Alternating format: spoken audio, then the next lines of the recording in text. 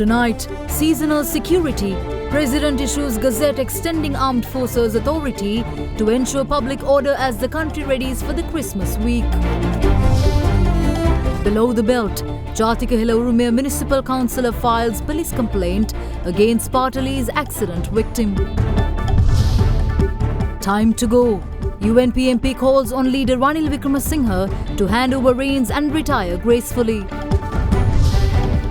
Spicing things up, government's ban on pepper imports results in pepper price hike, leaving cultivators hopeful. Banning of these imports for re-export is a welcome move which will help more than 500,000 small farmers reap the benefit. All this and much more coming up on First at 9 this Sunday, the 22nd of December 2019.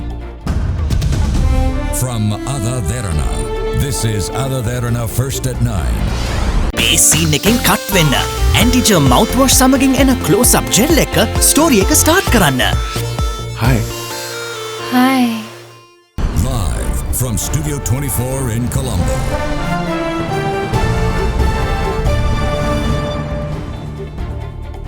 Joining you from here at Studio 24, this is First at 9. I'm Shanella Fernando. Moving on to your local stories for tonight. The Department of Meteorology has warned that inclement weather conditions will enhance from today across 13 districts. The bad weather has so far affected 51,146 civilians, according to the Disaster Management Centre. Here's a brief report on the prevailing weather conditions.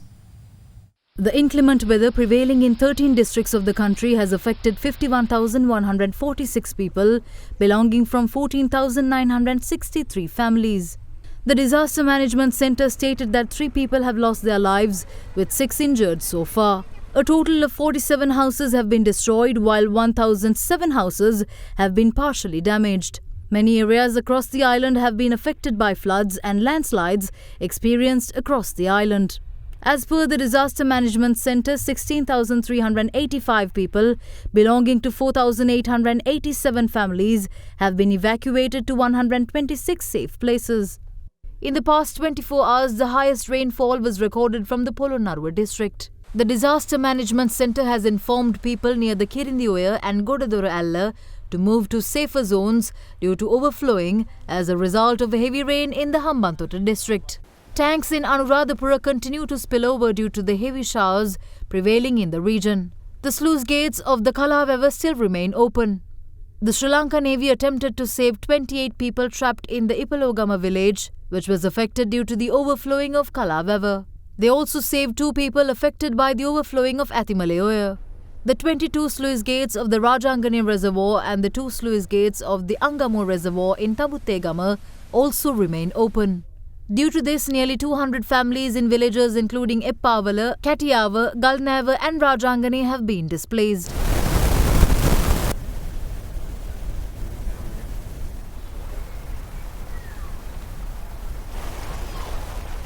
Houses in the vicinity of the Halmillavava have been flooded out due to the overflowing of the Kala Oya. Due to this, traffic on the Galnava Anuradhapura main road has been completely blocked. Meanwhile, the overflowing of the Narioya in Navagattegama has affected 720 people belonging to 240 families.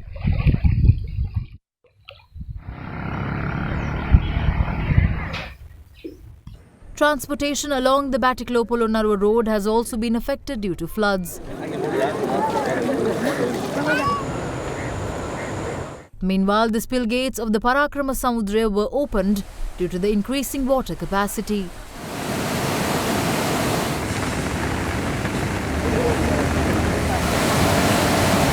The road leading to the Somavati Chaitya has also been affected due to the overflowing of the Parakrama Samudra and the Mahavali river.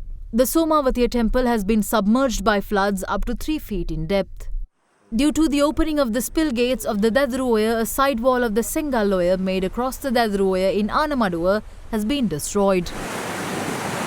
In the Batiklo district, the Sri Lanka Air Force saved 3 people out of 26 people trapped in Mavadiyodai in North Karadiyanaru with the aid of helicopters. Meanwhile, the Department of Meteorology stated that the prevailing showery conditions will enhance from today.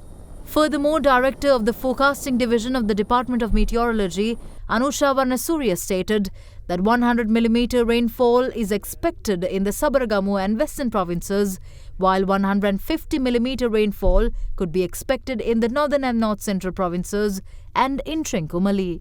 Prevailing showery conditions, particularly in the northern, eastern, over north central and central provinces, are also likely to enhance today and tomorrow, and also in another places, especially western and southern provinces, are also likely to have some fairly heavy rainfalls, around 100 millimeters also, and also around 100 to 150 millimeters can be expected at some places in northern, especially in Mullaitivu, Kilinochchi, Vavuniya, Polonnnaruwa, Anuradhapura, and also Trincomalee area. This showery condition is expected to continue next few days as well. An earth slip occurred near the estate houses in Warwick area of Vallimada in Ambevilla. 225 people from the area have been temporarily housed at the Saraswati Vidyalaya. The National Building Research Organisation has issued landslide warnings for the Matale, Kandy, Ratnapura, Badulla, Norelia and Monaragala districts.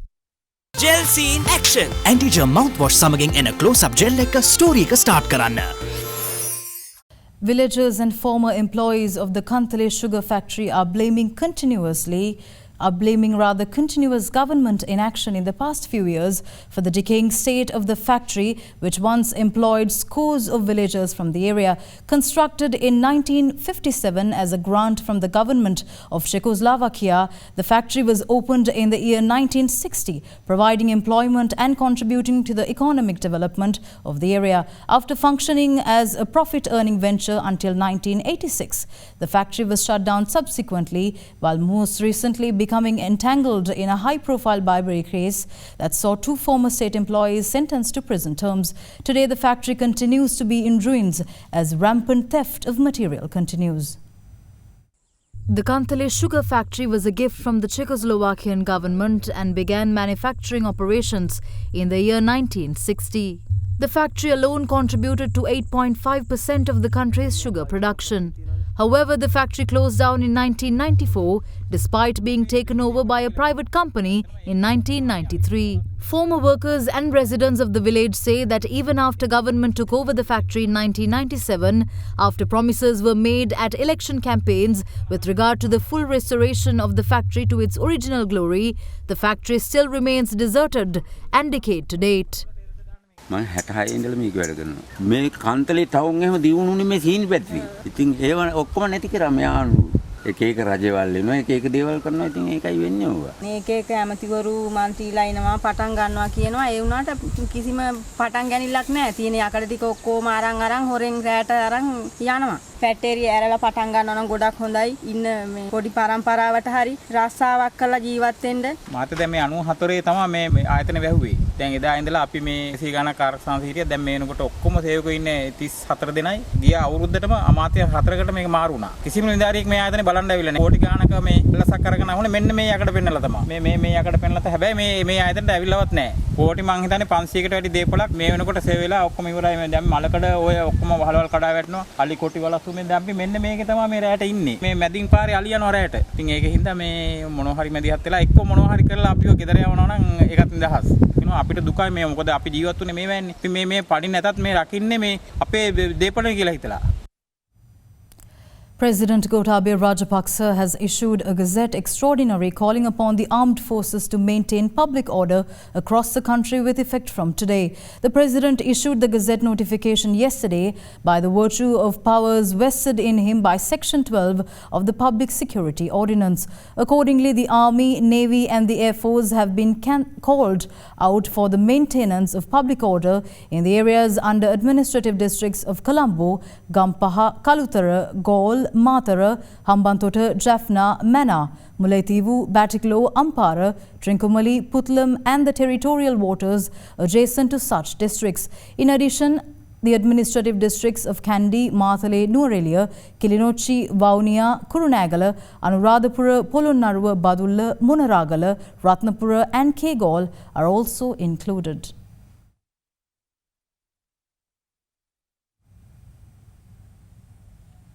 A complaint was lodged against the police headquarters today, demanding action against Sandeep Sampath, the victim of the hit-and-run case involving former Minister Partali Champika Ranawaka. The youth is accused of riding an illegal high-capacity motorcycle and damaging state property.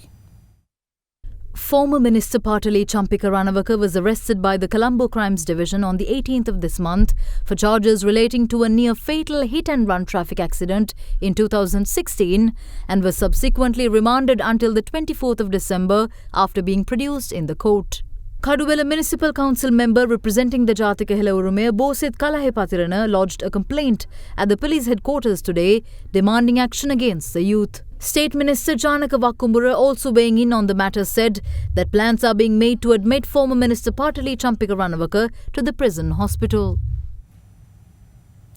Parliamentarian Ajit P. Pereira has called on leader of the United National Party Ranil Wickremesinghe to hand over the party leadership to Sajith Premadasa and to vest him with its powers as soon as possible in order to aid the party's preparations for the general election. Meanwhile, MP Sajith Premadasa expressed his readiness to lead the party towards victory in the upcoming parliamentary election. MP Sajith Premadasa held yet another public gathering in Bingiria today to pay tribute to the supporters who backed him during the presidential election. මිත්‍රවරුනි මඩ දේශපාලනෙන් කවුරුත් විනාශ කරන්නට බෑ. මාගේ මැතිවරණ ව්‍යාපාරයට චම්පික රණවක මැතිතුමා කරපු ඒ කැපකිරීම මේ සජිත් ප්‍රේමදාස කිසිම දවසක අමතක කරන්නේ නැහැ. ඒ නිසා විශේෂයෙන්ම චම්පික රණවක මැතිතුමාගේ නිදහස වෙනුවෙන් අපි නිත්‍යානුකූලව ගත හැකි උපරිම පියවර ගන්නට අපි කටයුතු කරනවායි කියන එක මේ අවස්ථාවේ ප්‍රකාශ කර සිටිනවා. මේ පක්ෂේ ඉන්නව ඉවත් කර යුතු පුද්ගලයෝ මේ පක්ෂේ ඉන්නව නොගලපෙන පුද්ගලයෝ මේ පක්ෂේ ඉන්නව රටේ මිනිස්සු හොරුයි කියලා කියන පුද්ගලයෝ එහෙම අය පක්ෂේ ඇතුලේ කෙරෝලක පුටුවක ඉඳගෙන හිටියත් ඔබතුමාට මේ පක්ෂේ ජයග්‍රහණය කරා ගෙනියන්න බෑ. MP Premadasa also made an appearance at another public gathering held in Panduvasnura today. අද මේ සභාවේ තමුන්නාසලා යෝජනා කරොත් මට දේශපාලනින් ඉවත් වෙන්නයි කියලා මම නැස්ති කියලා. ඒ නිසා ජන මතයට පටහැනිව කිසිම දවසක මම මේ රටේ දේශපාලන කටයුතු කරන්නට අදහසක් නැtei කියන එක ඔබතුමන්ලාට කියමින් ඔබතුමන්ලාගේ අදහස මහමැතිවරණයේදී ජයග්‍රාහී ගමනක් ඉදිරියට ගෙන යාමද එයටත් නායකත්වය ලබා දෙන්නට අපි ලෑස්තියි කියන එක ප්‍රකාශ කරමින්. Meanwhile, several parliamentarians representing the United National Party expressed their views regarding the party's current situation. නව නායකත්ව මණ්ඩලයක් මේපත් කරනවා කියලා තියෙනවා. මේ මම හිතන්නේ හොඳම දේ තමයි ඔක චුට්ට කලක් අපේ පක්ෂයට එක දෙන්න. ඔක අපේ පක්ෂේ නැවත හරි මට්ටමට හදාගෙන කටයුතු කරන්න. මේක ප්‍රකාශ කරන එක අභ්‍යන්තර කළ යුතු දෙයක් ප්‍රකාශ එළියට කිරීම නෙමෙයි අවශ්‍ය වන්නේ. අභ්‍යන්තර ප්‍රශ්න විසඳන්න ඉඩ දෙන්න. සජිත් ප්‍රේමදාසට අමාත්‍යතුමා කියනවා දැන් එතුමාට අවසාන කාලේ තමයි ජනාධිපතිවරණයට ඉදිරිපත් වෙන්න අවස්ථාව දුන්නේ. ඒ නිසා ඌට අපහසුතාවයටපත් වුණා කියලා. අග්‍රාමාත්‍ය ධූරයත් එලෙස වෙයි කියලා එලෙස නොවන විදිහට කටයුතු කරන්න කියලා එතුමා කියනවා. අපි දැක්ක දැන් මේක ඔක්කොම ඉදිරියට තියලා කටයුතු කරමුකෝ. ඒක ප්‍රශ්නයක් ගන්න නැතුව අපි එක්සත් ජාතික පක්ෂයේ එක්සත් පක්ෂයක්. ඒ නිසා මේක මාධ්‍ය තුලින් අපි ඔක්කොම එකතු වෙලා සතුටෙන් හැමදෙනාම එකට අත්වල බැඳගෙන ඒ ජයග්‍රහණය කරන්න පුළුවන් ස්වරූපය 2020 ඇති වෙනවා. ඒක තුලින් අපි කටයුතු කළා අපි සම්බන්ධයෙන් පුළුල් සාකච්ඡාවක් ඇති කරමු. එක්සත් ජාතික පක්ෂයේ පාර්ලිමේන්තු කණ්ඩායමෙන් 99%ක්ම ආසන සංවිධායකවරු 100%ක්ම වගේ පාක්ෂිකයෝ 100%ක්ම වගේ එක හිතින් පතන්නේ පාර්ලිමේන්තු විපක්ෂ නායක ගරු සජිත් ප්‍රේමදාස මැතිතුමා එක්සත් ජාතික පක්ෂයේ නායකත්වයටත් පත් වෙන්න අවශ්‍යයි කියලා. මේ පණිවිඩය අපි ගරු නායකතුමාට ලබා දීලා තියෙනවා. මම විශ්වාස කරනවා එතුමා මේ වසර තුලම තාමත්ම ගෞරවනීය විදිහට අලුත් පරම්පරාවට පක්ෂයේ බලය බාර දීලා සතුටින් විශ්‍රාමයයි කියලා. අපි එතුමාට සුබ ප්‍රාර්ථනා කරනවා රට වෙනුවෙන් පක්ෂ වෙනුවෙන් කරපු සේවයට. ඒ වගේම ඉක්මනින්ම මේ බලය පැවරීම සිදු කිරීම අප්‍රේල් මාසයේ එන මහා මැතිවරණයට සූදානම් වීමට විශාල පහසුවක්. අප්‍රේල් මාසයේ අවසානයේ තියෙන පාර්ලිමේන්තු මැතිවරණේ ජයග්‍රහණය කළ සජිත් ප්‍රේමදාස මැතිතුමාට අග්‍රාමාත්‍ය ධූරයට පත්වීමට විශාල ඉඩකඩක් තියෙනවා. සම්මුතියෙන් යුතුව මේ රට පාලනය කිරීමට හැකියාවක් සජිත් ප්‍රේමදාස මැතිතුමාට තිබෙනවා. ඒ නිසා සජිත් ප්‍රේමදාස අගමැතිතුමා ගෝඨාභය රාජපක්ෂ ජනාධිපතිතුමා කියන සුසංයෝගයත් මේ රටේ බොහෝ දෙනෙකුට හිතට සතුටක් අරන් එන සුසංයෝගයක් බව මට හිතන්න පුළුවන්. Consultant neurosurgeon Dr. Prasanna Gunasena has been appointed as the new chairman of the State Pharmaceutical Corporation. Today, Dr. Gunasena take over from Dr. Rumi Mohammed. Meanwhile, Dr. Utpala Indravansa was accordingly appointed as the chairman of the State Pharmaceuticals Manufacturing Corporation.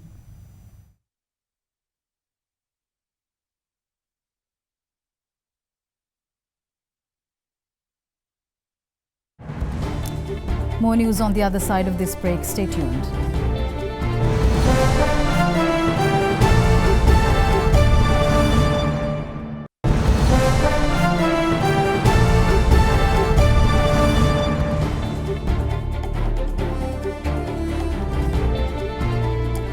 Welcome back. Astronomy buffs in Sri Lanka can expect to witness the annual solar eclipse on the 26th of this month.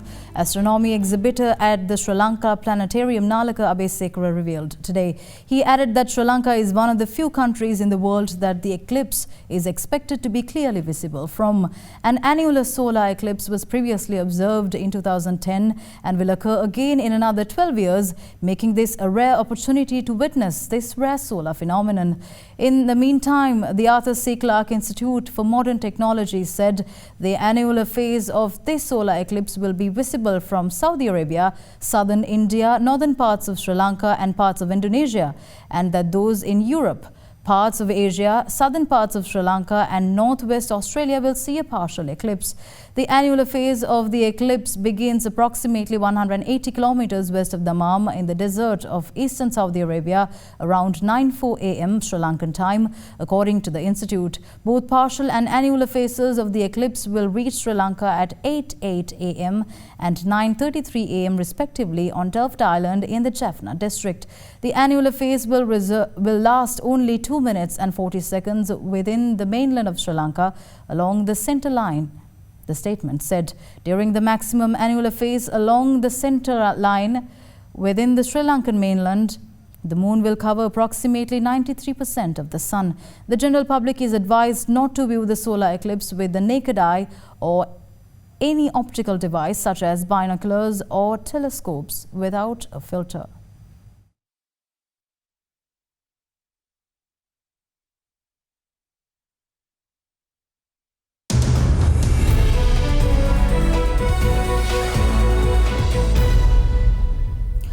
Following the Gazette notification issued by the government to ban the import and re-export of a number of spices, the local pepper growers are now reaping the benefits of the move. According to farmers, pepper prices, which fell down to about 400 rupees during the year, have now risen up to between 750 to 800 rupees. In an exclusive interview with AdaDerana, the former president of the National Chamber of Exporters, Sara De Silva, is hopeful that actions will be taken to remove the minimum import price of 500 rupees imposed by India during bilateral talks. India imposed a minimum import price of 500 rupees per kilogram on pepper to control rising imports, which led to the decline in exports from the island nation. Pepper farmers have been gravely inconvenienced due to the rapid drop in the prices of pepper in the recent past. They accused the government of allowing the importation of substandard pepper and re-exporting it, mixing it with the country's high-quality pepper. ගම්බිරිස් දන්නේ නැතුව නිකන් ඉන්න තමයි වෙන්නේ අපිට මේ ගම්බිරිස් දැන් වගා කරලා වැඩක් නැහැ කොළ අධ්‍යාපන ගමන් පිටක් කරන්න බෑ මේ මිනිස්සුෙකුට දැන් කුලියක් කරගන්නවත් සල්ලි නැහැ ඉතින් ජීවත් වෙන්න බොහොම අමාරුවෙන් දැන් ජීවත් වෙන්නේ ඒ ජීවත් වෙන පවුල නතු කරගන්න අමාරු ගම්බිරිස් වලින් තමයි ජීවත් වෙන්නේ ඒක දැන් ගම්බිරිස් වගා කරන්නත් එපා වෙලා තියෙනවා අපිට දැන් අවුරුදු 4මාරක් කෙරුවා ඒකෙන් අපි අන්තිම අසරණ දුගී දුප්පත්කමට අපි වැටුණා අනේ ගරු ජනාධිපතිතුමනි කොහොම හරි අපිට හරි ගැසලා දෙන්න මෙයා අපේ කලින් තිබිච්ච මිල. Even though a kilogram of dry pepper was purchased from farmers at a price of between 1,400 and 1,500 rupees in December 2014, it dropped drastically to a mere 400 rupees in the recent years. President Gotabaya Rajapaksa, however, in his presidential election manifesto, pledged to increase the prices of pepper to a reasonable price and, as promised, ban the export and re-export of pepper through a Gazette notification. Accordingly, a kilogram of pepper has now risen to between 750 to 800 rupees. For the last 5 years, most of the prices, particularly pepper, has come down drastically from about 1,400 rupees to 400 rupees, mainly due to the abuse of the Sri Lanka-India Free Trade Agreement, where Sri Lankan farmers got the benefit where our prices of spices went in duty-free to India with zero duty, whereas pepper and other spices from other origins like Vietnam and Indonesia attracted 85%. So therefore, unscrupulous people and the government allowed to import Vietnam and Indonesian pepper and erica nuts and ship it as Sri Lankan pepper, giving falsified country of origin certificates. This was a gross abuse of the free trade agreement with India. So India, after a few years, realized this and they put in a minimum import price of rupees 500. Now the banning of these imports for re-export is a welcome move which will help more than 500,000 small farmers involved in the spice industry. and they will reap the benefits. With the advent of this gazette notification, the prices of paper has moved up from about 400 to about 700 rupees. I wish it can be maintained. The immediate crying need is to help the farmers, who are 70% of smallholders, to rejuvenate their pepper plantations and get a better yield. Other important thing is that government to government negotiations are held with India. Along, I would wish that the industry stakeholders are also taken for these negotiations to remove the 500 rupee minimum import price. The government has said that it expects its recent tax cuts to close a persistent output gap witnessed in recent years and will look to transfer cash to private hands from unproductive state spending. The Finance Ministry said the switching of resources from unproductive public expenditure to the private firms and individuals will be growth friendly in a context where there has been a persistent output gap. Higher growth will have a positive impact on the overall debt dynamics of the country as well, the statement said. In February 2019, Central Bank Governor Indrajit Kumaraswamy said the potential output was lowered to 5%.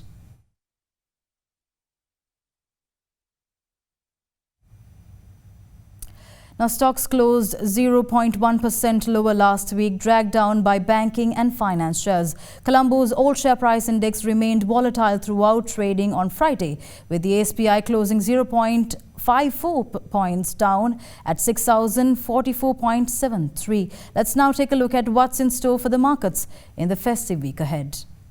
We expect the both capital market activity to remain dull in coming week as well as with upcoming festive season. And stock market may remain volatile and stagnate for low turnover level and the volume. And we expect the foreign activity also dried up in the coming weeks with the festive season. International and sports news on the other side of this break. Don't go away.